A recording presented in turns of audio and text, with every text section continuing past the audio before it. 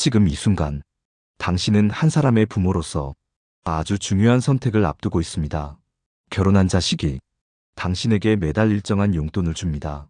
처음엔 고맙고 뿌듯했죠. 하지만 어느 날 그 돈이 없으면 당신의 한 달이 흔들리게 되었을 때 마음 한켠이 조용히 불안해졌을지도 모릅니다. 그 불안은 단지 돈이 줄어들까 봐서가 아닙니다. 자식에게 미안한 마음, 그 돈을 받는 내가 언제부터인가 초라하게 느껴지는 마음, 그리고 문득 떠오르는 질문 하나. 이렇게 사는 게 과연 맞는 걸까? 우리는 평생 자식을 위해 살아왔습니다. 먹이고 입히고 교육시키고 결혼까지 시켜놓고 나니 이제는 내가 기대해야 할 대상이 오직 자식뿐이라 느껴집니다. 하지만 바로 거기서 관계는 삐걱대기 시작합니다. 어느 순간 내가 자식에게 부담이 된 건 아닐까? 내가 받는 이 용돈이 감사함이 아니라 책임이 되어버린 건 아닐까? 한 번은 이런 일이 있었습니다. 충남 천안에 사는 69살 장불래님. 자식 둘을 모두 출가시키고 지금은 혼자 지냅니다. 아들은 대기업에 다니고 며느리도 맞벌이를 합니다. 매달 15만 원 정도의 용돈을 아들이 꼬박꼬박 보내줍니다. 처음엔 그 돈으로 좋아하는 반찬도 사고 가끔 친구랑 점심도 사 먹으며 기분 좋게 사용했죠. 하지만 시간이 지나며 그 돈이 없으면 한 달 살림이 팍팍해졌고 그때부터 마음이 달라졌습니다. 용돈을 받는 날 아들에게 고맙다. 엄마는 내 덕분에 잘 살고 있어. 라고 메시지를 보내지만 어느 순간 아들의 답장이 네 엄마, 이번 달은 좀 늦을 수도 있어. 요즘 회사 일도 많고 애들 학원비도 늘어나서 그 말이 이상하게 마음을 아프게 했습니다. 불래님은 스스로에게 물었습니다. 내가 지금 자식에게 기댄 채 살아가고 있는 걸까? 내가 돈을 받으며 같이 받는 건 혹시 존중을 잃어버리는 그 무거운 기분은 아닐까? 오늘 우리는 이 질문에 대한 조금은 냉정하고 조금은 따뜻한 이야기를 나눠보려 합니다. 결혼한 자식이 주는 용돈, 받지 않아야 하는 5가지 이유. 그 속에는 단순한 돈의 문제가 아닌 인간관계의 깊은 진실과 노년에 우리가 지켜야 할 아주 중요한 태도가 숨어 있습니다. 그리스 철학자 디오게네스는 이런 말을 남겼습니다. 스스로의 주인이 되지 못한 자는 누구에게도 존중받을 수 없다. 오늘 방송은 당신이 다시 당당한 주인이 되기 위한 작은 시작이 될 수 있기를 바랍니다. 자식에게 용돈을 받으면 안 되는 이유. 첫 번째는 존중을 잃게 되기 때문입니다. 사랑하는 자식에게서 매달 일정한 돈을 받는 일. 처음엔 괜찮아 보입니다. 고맙기도 하고 내가 그동안 잘 키운 보람도 느껴집니다. 하지만 시간이 지나면 그 돈이 의미하는 바가 점점 달라지기 시작합니다. 서울 양천구에 사는 정영우님은 73세 아버지입니다. 젊은 시절에는 회사 부장으로 퇴직했고 자식 셋을 모두 결혼시켰습니다. 지금은 막내 아들 부부와 한 지붕 아래 살아가고 있죠. 아들은 고맙게도 매달 30만 원씩 아버지의 통장에 자동이체를 해줍니다. 처음엔 그 돈으로 교회 헌금도 하고 손주들 과자도 사주고 그럭저럭 넉넉하게 지냈습니다. 하지만 어느 날부터인가 그 돈이 지각하거나 빠지는 일이 생기기 시작했습니다. 한 달은 아버지, 이번 달은 차 수리비가 커서요. 다음 달은 월급일이 바뀌었어요. 조금 늦어요. 정영우님은 그 말을 이해하면서도 마음 한구석이 조금씩 서늘해졌습니다. 그리고 점점 자존심이라는 단어가 가슴을 쿡 찔렀습니다. 나는 지금 받아도 되는 돈을 받고 있는 걸까? 아니면 언제 끊길지 모르는 시혜를 받고 있는 걸까? 며느리는 말합니다. 아버님도 이제 연세 많으시니 집안일은 그만하시고 쉬세요. 용돈은 저희가 드리잖아요. 그 말 속엔 분명한 선이 있습니다. 그 돈을 받는 이상 내가 해야 할 몫은 줄어들어야 한다는 뜻. 그리고 그 선을 넘는 순간 아버님 왜 그러세요? 하는 말이 따라오게 됩니다. 사람의 마음은 경제적인 흐름에 따라 미묘하게 변합니다. 누군가에게 기대는 순간 그 기대가 반복되면 존중이 아닌 지배의 구조로 이어질 수 있습니다. 고전 중 하나인 맹자에는 이런 구절이 있습니다. 입을 벌려 타인의 것을 바라는 자는 끝내 무시당하게 된다. 맹자의 이 말은 단지 국어를 의미하는 게 아닙니다. 삶의 주도권을 스스로 내려놓는 순간 다른 사람은 당신을 동등한 위치에서 바라보지 않는다는 뜻입니다. 청취자 여러분, 혹시 자식에게 용돈을 받으며 작아지는 느낌, 눈치를 보는 순간 경계선을 넘지 않으려 조심했던 기억 있으셨나요? 그렇다면 그건 이미 존중의 균형이 깨졌다는 신호일 수 있습니다. 자식과의 관계에서 돈은 수단이 되어야지 기준이 되어선 안 됩니다. 그리고 존중은 그 기준이 서 있는 자에게 저절로 따라옵니다. 당신이 자식을 사랑하듯 자식도 당신을 진심으로 존중하길 원하신다면 가장 먼저 끊어야 할 건 작은 돈이 아니라 그 돈이 만든 작은 무게일지도 모릅니다. 작지만 깊은 그 선택이 당신을 다시 존중받는 어른으로 만들어줄 것입니다. 자식에게 용돈을 받으면 안 되는 이유. 두 번째는 경제적 의존은 감정적 거리감을 만든다는 점입니다. 돈이란 건 그 자체로는 단순한 숫자입니다. 하지만 가족 사이에서 오가는 돈은 단순한 숫자를 넘어서 관계의 온도를 결정짓는 아주 민감한 요소가 됩니다. 대전 서구에 사는 이화자님은 70이 넘은 어머니입니다. 두 아들 모두 결혼해 각자의 가정을 이뤘고 화자님은 작은 전셋방에서 홀로 지냅니다. 첫째 아들은 매달 50만 원씩 꾸준히 용돈을 보내줍니다. 둘째 아들은 형만큼 여유롭지 못해 간혹 10만 원 정도 보내거나 아예 연락이 없는 달도 있습니다. 화자님은 그 돈이 고맙기도 하지만 마음 한편으론 복잡한 감정이 들곤 했습니다. 형은 나한테 이렇게 잘해. 너는 도대체 엄마를 뭐라고 생각하니? 이런 말이 자기도 모르게 입에서 흘러나왔습니다. 둘째 아들은 말없이 앉아있다가 툭 하고 일어섰습니다. 엄마, 나는 그냥 얼굴 보러 온 건데 그게 잘못이야. 그날 이후 둘째는 연락을 뜸하게 했고 화자님은 자신도 모르게 돈이 감정을 갈라놓았다는 걸 뒤늦게 깨달았습니다. 돈이 많고 적음의 문제가 아닙니다. 그 돈이 기준이 되는 순간 가족 간에도 감정의 거리감이 생깁니다. 돈을 주는 자식은 점점 계산기를 두드리게 됩니다. 이번 달엔 이만큼 드렸으니 다음 달은 좀 줄여도 되겠지. 이만큼 드렸는데 왜 고마운 줄 모르실까? 돈을 받는 부모는 점점 눈치를 보게 됩니다. 이번 달도 받아도 되나? 이걸 쓰는 게 맞는 걸까? 이렇게 쌓인 감정은 결국 거리감이 되어 한 집안이지만 멀리 떨어진 두 마음을 만들어버리고 맙니다. 인도의 성자 간디는 이런 말을 남겼습니다. 인간은 자신의 손으로 얻지 않은 것을 진정으로 소중히 여기지 않는다. 이 말은 돈을 주는 쪽뿐 아니라 받는 쪽에도 해당됩니다. 그 돈이 쌓여 만들어낸 감정은 감사보다는 서운함과 오해로 변하기 쉽습니다. 청취자 여러분, 혹시 자식에게 이번 달엔 왜 이렇게 늦게 보내니? 하고 묻다가 그 말에 자식이 한숨을 쉬거나 차갑게 반응했던 적은 없으신가요? 그 순간부터 이미 마음의 문이 조금씩 닫히고 있었는지도 모릅니다. 돈은 관계를 따뜻하게 만드는 재료가 아닙니다. 그건 삶의 연료일 수는 있어도 사랑의 언어는 아닙니다. 오히려 스스로 번 돈, 조금 부족해도 내가 쓰는 돈이 당신을 더 당당하게 만들어줍니다. 자식에게 매달 받는 돈보다 스스로 마련한 작은 밥상 하나가 훨씬 큰 자존감을 만들어준다는 것. 그걸 기억해 주세요. 감정의 거리는 언제나 작고 사소한 지점에서 시작됩니다. 그리고 그 시작은 대부분 돈이라는 무형의 줄 위에서 만들어집니다. 그 줄을 당신이 먼저 끊어내야 사랑이 온전히 흐를 수 있습니다. 자식에게 용돈을 받으면 안 되는 이유. 세 번째는 부모의 삶이 자식의 판단 아래 평가받기 시작하기 때문입니다.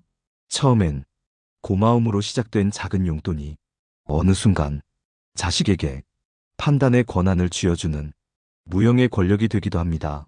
경기도 안산에 사는 김선자님은 76의 어머니입니다. 남편은 오래전에 세상을 떠났고 작은 연금과 자식 둘이 보내주는 용돈으로 살림을 이어갑니다. 선자님은 생활력이 강한 분입니다. 채소를 다듬어 직접 말려 쓰고 남은 밥은 꼭 냉동해 두며 하루하루를 알뜰히 살아갑니다.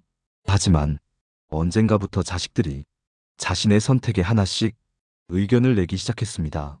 엄마, 이 집은 너무 좁아요. 좀 더 좋은 데로 옮기셔야죠. 엄마, 밥 반찬 너무 간소해요. 좀 시켜 드세요. 우리가 돈 들이잖아요. 엄마, 그 친구분 그렇게 자주 만나시는 거 우리 입장에서 불안해요. 선자님은 처음엔 웃으며 넘겼습니다. 자식이 나를 생각해 주는 거겠지. 그 마음이 고맙고 사랑스러웠습니다. 하지만 말이 거듭될수록 어딘가 모르게 자신의 선택이 하나씩 무너지는 느낌이 들었습니다. 어느 날 자신이 예전에 다니던 동네 노래교실을 다시 등록하려 했을 때 딸이 이런 말을 했습니다. 엄마, 그 나이에 노래교실은 좀 돈 아깝게 왜 그래요? 그 말 한마디에 선자님은 등록서를 찢어버리고 말았습니다. 돈을 받기 시작하면 그 돈이 흐르는 방향에서 자신의 생활도 자신의 감정도 누군가의 판단을 받게 됩니다. 내가 지금 이것을 사도 될까? 이걸 먹어도 될까? 이 말을 해도 될까? 그 모든 것이 자식의 눈치를 보게 되는 순간 우리는 주체적인 삶에서 조용히 물러나게 됩니다. 이런 구조는 단지 감정의 문제가 아니라 존재의 위계가 생겨버리는 일입니다. 공자는 이렇게 말했습니다. 부모가 부모답지 못하고 자식이 자식답지 못하면 그 집안은 허물어진다. 부모답다는 건 단순히 나이를 먹었다는 게 아닙니다. 자신의 삶을 자신의 힘으로 꾸려가는 모습을 끝까지 놓지 않는 태도입니다. 자식이 내 삶을 평가하기 시작하면 그때부터는 사랑이 아닌 관리가 됩니다. 그리고 그 관리는 결국 피로함으로 이어지게 됩니다. 청취자 여러분, 혹시 자식이 한 말에 나도 모르게 결정을 미뤄본 적 있지 않으신가요? 그거 사면 뭐라고 하지 않을까? 그 모임 나가면 잔소리 들을 텐데, 이런 생각이 머릿속을 맴돌았다면 당신의 삶이 이미 자식의 손 안에 들어가 버린 것일 수 있습니다. 그 손에서 다시 나와야 합니다. 그리고 당신의 두 손으로 당신의 삶을 다시 붙잡아야 합니다. 그게 바로 존중받는 노년을 사는 첫걸음입니다. 자식에게 용돈을 받으면 안 되는 이유. 네 번째는 자신의 삶에 대한 책임감이 조금씩 흐려지기 때문입니다. 돈을 자식에게서 받기 시작하면 처음에는 이 정도쯤은 괜찮겠지. 얘들도 마음으로 드리는 거니까. 라며 스스로를 설득하게 됩니다. 그러다 어느 순간부터는 이 돈이 없으면 생활이 어려워지고 그럼에도 불구하고 더 이상 책임지려는 마음이 생기지 않게 됩니다. 부산 북구에 사는 정만기님은 72입니다. 퇴직 이후 작은 상가 하나에서 자그마한 문구점을 운영하다 코로나 시기 매출이 급감하면서 가게 문을 닫았습니다. 그 후부터는 딸이 매달 보내주는 40만 원이 생활비의 전부가 되었죠. 만기님은 처음엔 그 돈이 고맙고 미안했습니다. 그래서 딸이 올 때마다 최대한 좋은 음식을 차리고 늘 밝은 얼굴로 잘 지낸다. 아빠 걱정하지 마라. 라고 말하곤 했습니다. 하지만 시간이 지날수록 자신도 모르게 생활은 느슨해졌습니다. 반찬도 예전엔 시장에서 장을 봤지만 지금은 그냥 배달로 시켜 먹습니다. 세탁도 며칠씩 밀렸다가 코인 세탁소에서 한 번에 돌립니다. 딸에게서 돈이 들어오지 않으면 짜증부터 나고 왜 아직 안 보냈지? 잊은 건가? 하는 불안이 먼저 밀려옵니다. 그리고 그 감정은 자신을 점점 더 무기력하게 만들었습니다. 이 나이에 뭘 해? 그냥 얘들 도움받으며 살아야지. 그 생각이 하루하루를 맹숭맹숭하게 만들었습니다. 가끔 친구들이 동네 문화센터라도 가봐라. 노인 일자리라도 알아봐라. 하면 만기님은 귀찮아서 안 해. 라고 웃으며 넘기지만 마음속 깊은 곳에서는 자신이 자신을 놓아버린 느낌이 들었습니다. 경제적 책임감은 단지 숫자의 문제가 아닙니다. 삶에 대한 태도이고 내 하루를 주도적으로 살아가는 의지의 표현입니다. 돈을 번다는 건 물론 나이 들수록 쉬운 일이 아닙니다. 하지만 작은 일이라도 내 손으로 해결해내는 경험은 삶을 다시 살아 움직이게 하는 작은 동력이 됩니다. 스스로를 책임지지 않으면 언제부턴가 남 탓을 하게 되고 그 남은 대부분 자식이 됩니다. 네가 늦게 보낸 것 때문에 내가 이 고생을 한다. 네가 그 돈만 제때 보내면 나는 아무 걱정 없다. 그 말 속엔 이미 존중은 사라지고 책임도 사라졌습니다. 노자의 도덕경에는 이런 말이 나옵니다. 스스로를 다스릴 수 있는 자가 진정한 강자다.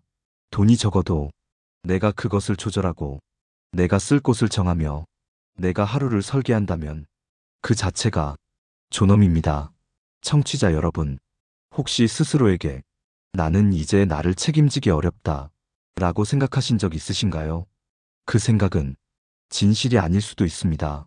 조금만 마음을 바꾸면 당신은 지금도 충분히 자신의 삶을 다시 꾸려갈 수 있습니다. 그리고 그 꾸려가는 태도가 자식에게도 우리 부모님은 여전히 자기 삶을 살고 계신다 라는 존경심을 불러일으키게 되는 겁니다. 그 존경은 어떤 돈으로도 바꿀 수 없는 값진 유산입니다. 자식에게 용돈을 받으면 안 되는 이유.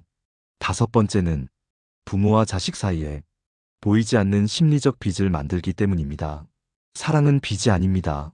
하지만 돈이 오가기 시작하면 어느 순간 그 사랑은 서로에게 계산서를 남깁니다. 전라북도 익산에 사는 서문희님은 71살입니다. 아들은 공무원, 며느리는 교사로 맞벌이 부부입니다. 손주 둘을 키우며 바쁘게 살아가던 아들이 몇 해 전부터 매달 50만 원씩 문희님에게 용돈을 보내기 시작했습니다. 처음에는 엄마 그동안 고생하셨잖아요. 이젠 좀 편하게 사세요. 라는 말과 함께 따뜻한 감정이 오갔습니다.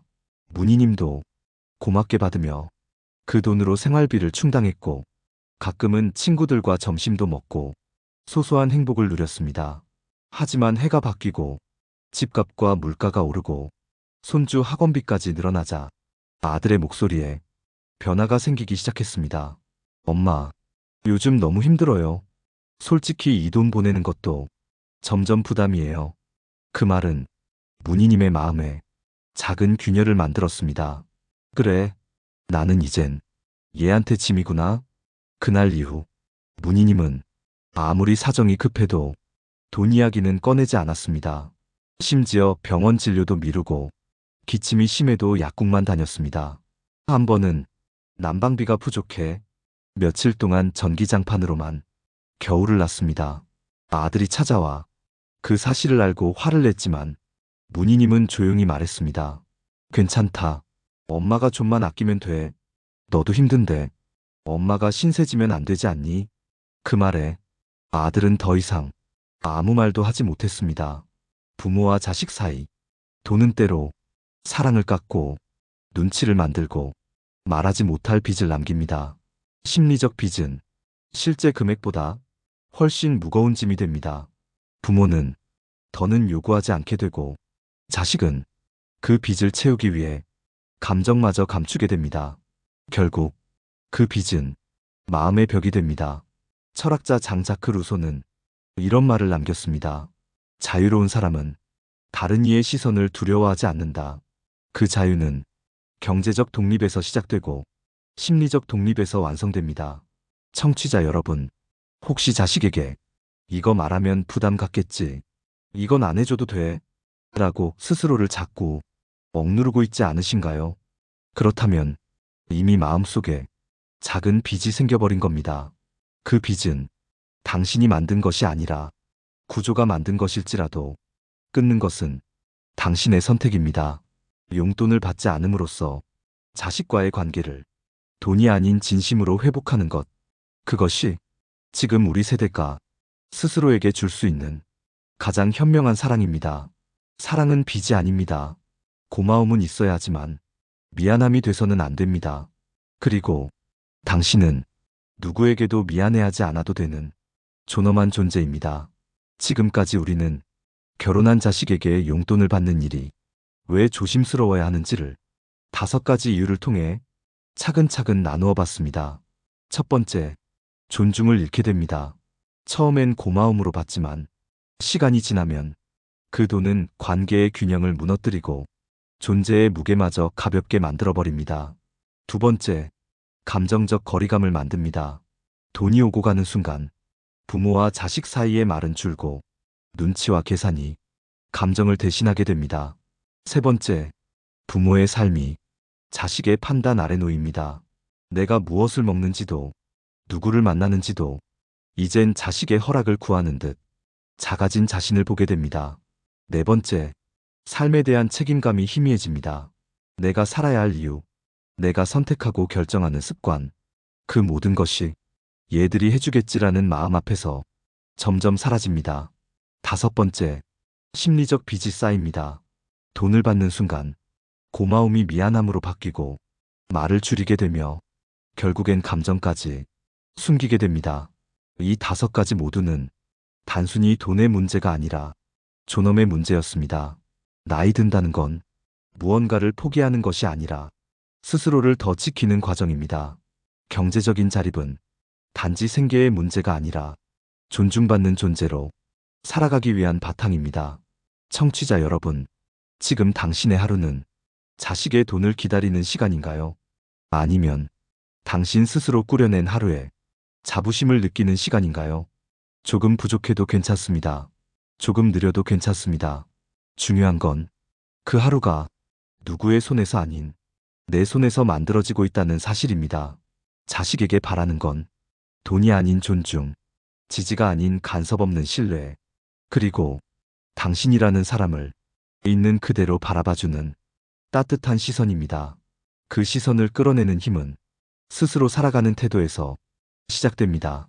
지금 이 방송을 듣고 있는 당신이 혹시라도 자식의 돈 앞에서 작아진 마음을 느끼고 있었다면 오늘을 시작으로 한 걸음 물러서는 연습을 해보시기 바랍니다. 그 물러섬은 사랑을 멀리하겠다는 게 아닙니다. 더 깊고 단단한 관계로 다시 서겠다는 성숙한 선택입니다. 오늘 이 이야기가 당신의 마음 어딘가를 조금이라도 따뜻하게 울렸다면 댓글로 당신의 생각을 남겨주세요.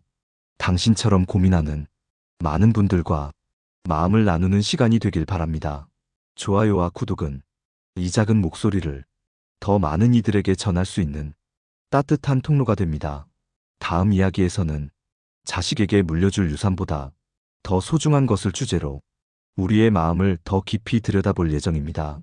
가을 바람이 스며드는 저녁, 당신의 마음에도 바람처럼 고요하고 단단한 평온이 깃들기를 바랍니다.